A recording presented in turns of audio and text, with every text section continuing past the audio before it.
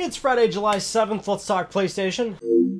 Alright, let's talk about some PlayStation news, like trophies. You guys know I love my trophies. Well, Sony Interactive Entertainment recently this week announced that trophies on the PlayStation Network now sync dramatically faster than they did before.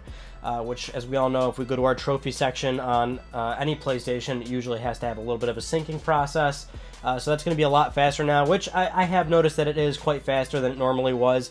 It's still kind of a pain in the ass that we have to do it manually, but that's a nice little added benefit, I guess. It's nice to know that Sony actually still cares a little bit about trophies. And speaking of trophies, that'll segue nicely into our news story. This made a couple of rounds this past week, but there was this game on PSN on the PlayStation Store. It's called 1000 Top Rated. In fact, there's actually 5 stars before the 1000 part of that game. That's the official name of the game. And it's basically just like a slideshow or something, and it's an easy platinum trophy, more or less. It's one of those games. It's like I Am Mayo. But the guy was explicitly advertising that the game was the world's fastest platinum, and he even had it listed in the description on the PlayStation Store. Then the game was quickly taken down, which made people think, oh, well, you know, what is the reason for why Sony took that down? Is this actual quality control being enforced? Things like that. The developer was quick to mention that the problem Sony had with the game wasn't necessarily that it was a fast platinum or that it was easy, and, you know, some people look at this as just like it's not even a game. But the actual problem was that the guy was advertising the fact that it was an easy platinum trophy. So Sony's compliance was to say to this guy, hey, you know, you have to change the description of this game and not advertise trophies blatantly in the description of the title. So that's the whole sort of deal there. It raises a big concern, I guess. The big conversation piece coming out of this is the idea of quality control. I mean, consoles typically for the longest time, console manufacturers have had a pretty tight grip on quality control with the process of games and getting them released.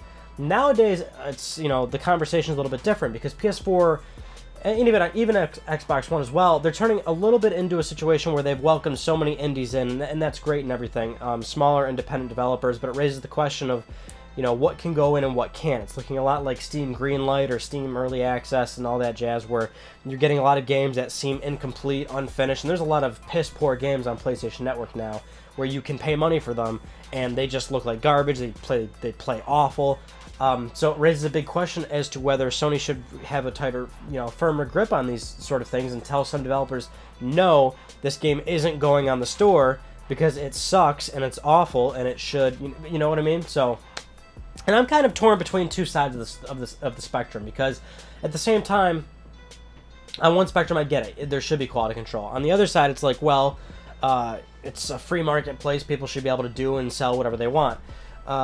So it's really a matter of how Sony wants to handle it, and that's how any sort of marketplace handles it. How does the marketplace holder want to dictate what they should and shouldn't sell? So Sony has to find, I think, kind of a fine line between that. And Sony traditionally has always been the kind of that likes artistically approached games, that likes different, unique games. That, you know, we'll get that into, and we'll talk about that even further in a few news stories. But they've always kind of been like that, where they do bring in these games that aren't necessarily going to be big sellers, or games that are a little bit out there. But when you get to a certain obscurity where it's like the game isn't even much of a game anymore, and it takes like 5 to 10 minutes to see all the content, or the game is just borderline broken, you know, that's where you got to think, like, should Sony keep doing? At the same time, I Am Mayo, and I haven't played 1000 Top Rated, but I Am Mayo, technically speaking, fired up fine, it worked fine, the game looked fine. It's just the actual concept and reality of it was very shallow, and so, you know, maybe that's why it sort of got through. But there are other PSN games, I don't remember the names of them, but I've seen like gameplay of it, and they just look absolutely terrible, and they play awful.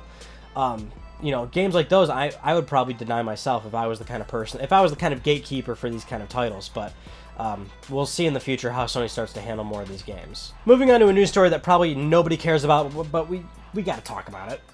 If you remember a while ago, PlayStation Now was starting an early beta for bringing on PS4 games to the service. So you could sign up to beta test PS4 games being run on PlayStation Now. Well, now that's available to the public, basically. So if you use PlayStation Now, there are a select few titles, PS4 games on there on the service that you can now use. Sony is also once again offering a $100 yearly subscription for the service, which I actually think is a very good deal, considering I have tested the service and used it, and it actually works just fine. I still get that people don't want to stream their games, but if you have the internet connection and you try it yourself, the games play just fine. So at $100, having access to 500 some odd games is actually a pretty damn good deal if you don't have a problem with streaming your games. But yeah, this is probably something nobody gives a living shit about. So the Crash Bandicoot remaster is finally out. People are playing it, they're really enjoying it. It's an awesome remaster. The game looks so good. I'm really enjoying it. So Activision talked about sort of the early positive reception of the game. They're pretty pleased with it. They said that this could certainly open up new possibilities for Crash, which, you know, Activision has been on record to say this a number of times before the game was released, saying that they're watching this very carefully to sort of see how it does. Crash is their property, so to see such positive reception and good sales, by the way, this is the actually Crash Bandicoot Remaster is the biggest launch on PS4 so far in 2017, even more so than Horizon Zero Dawn, if we're talking actual sales. So that's great. That's boding pretty well for Crash Bandicoot. Activision specifically kind of mentioned how they were looking at it in terms of, is this something people actually want, or is this just the vocal nostalgic minority? Which is understandable, because that is usually the case. It's always a sort of vocal minority. When people, you know, yell about backwards compatibility, it's like, okay, well, that's like the 2%. Everybody else isn't going to use that feature, and that's the sort of same situation here. That's why I'm sure Activision has always been pretty light-tipped about using Crash Bandicoot or Spyro again, because sure, it seems like a lot of people are talking about it, but how many people are going to buy it? So it's nice to see that Crash is actually doing very well financially. This probably will mean that Activision will quickly start investigating either a new Crash game entirely, or what I would certainly hope for is a Spyro remaster of the first 3 Spyro games. I would love that for sure. Please, for the love of God, let that be the case. Spyro's my game. I love Crash Bandicoot, but Spyro is my PS1 platformer. Moving on to Sony Japan Studio, IGN had an interesting piece about Sony Japan's studio, discussing sort of how they're finishing up a lot of their titles and they're going to be moving on to new exciting projects. And they specifically mentioned how now that they're done with The Last Guardian, Gravity Rush 2, and they'll quickly be wrapping up Knack 2, they mentioned that they're happy to start working on new projects, and more specifically they kind of mentioned how they're not really good with big system sellers, and they sort of like approaching games in a different manner. Sony Worldwide Studios Senior VP Alan Becker was quoted as saying, "We can't crank out a Call of Duty or a Battlefield or a first-person shooter and make it sell. Number one, that's not where our expertise is, and we probably couldn't do it if we tried. And so our angle really needs to be a different one, and that's really trying to give people emotion. We need to hit that universal component or feature in all humans." Now, I love Sony Japan Studio for a lot of reasons. It's what we were just talking about. These are kind of like, this studio pumps out a lot of games that they aren't for everybody. And that's sort of my preference with a lot of games nowadays. I mean, I'll play a Call of Duty, I'll play a Battlefield, I'll play big system sellers, like a lot of gamers typically do, but I really enjoy games that are just way out there and just a little bit different. One usual suspect I always bring up, because people still forget this game exists, or forgot that it existed, was Puppeteer, which released on the PlayStation 3 in, I believe, 2013. Maybe 2012, I don't remember for sure, but this was Sony Japan Studio. That was such a cool game. You don't see stuff like that anymore. And of course it didn't, you know, it wasn't a financial hit. But I love having games come out like that, because they're just sort of refreshing, especially if you enjoy those kind of titles, which I do.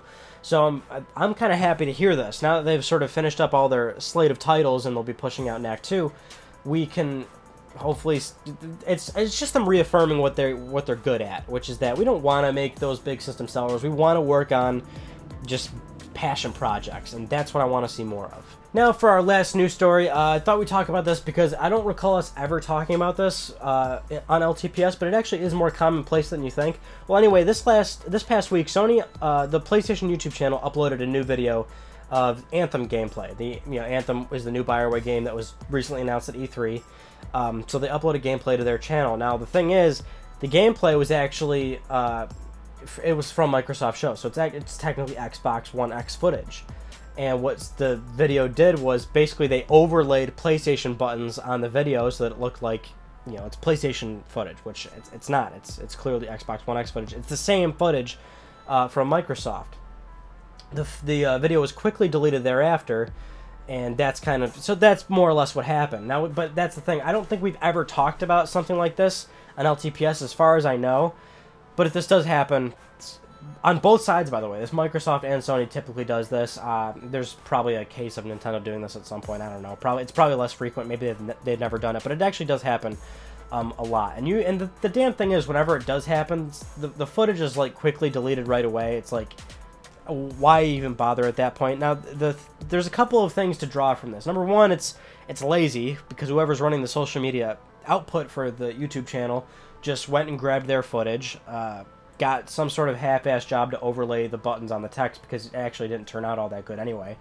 So it's lazy. Number two, it's unprofessional. You can't just do that. You can't take the other guy's footage. It's not running on your platform. Or at the very least, you don't have footage of it running on PlayStation 4.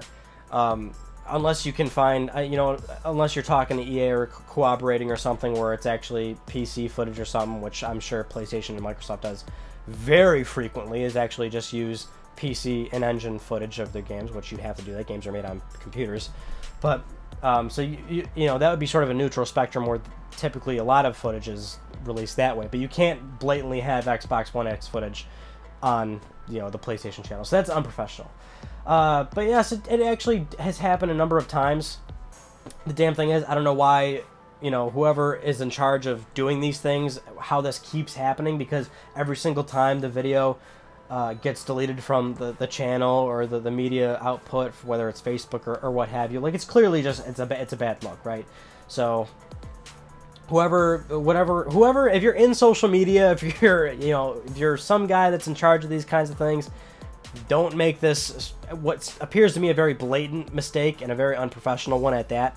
So if you're ever in this sort of position at a company, just don't do it.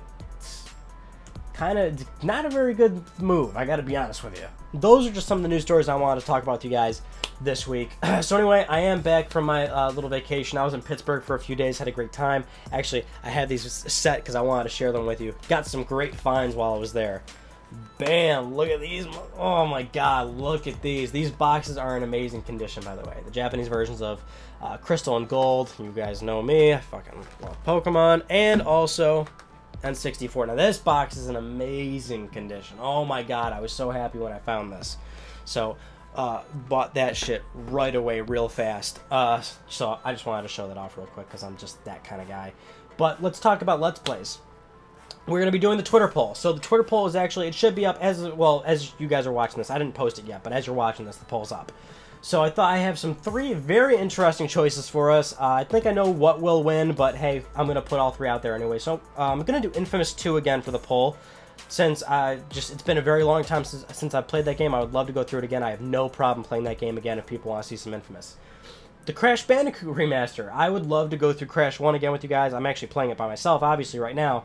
Just enjoying the game, but if you remember a while ago, we played Crash 1 for the channel, and that was a lot of fun. Let's do the remaster. It's a shorter game, by the way, so it wouldn't take that long. We can certainly turn over to a new game rather quickly. So I would love to go through the Crash Bandicoot remaster with you guys and just bask in the Crash glory.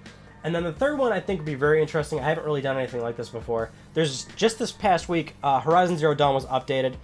Patch 1.3, I think it is, or whatever. But basically it adds Ultra Hard Mode and New Game Plus.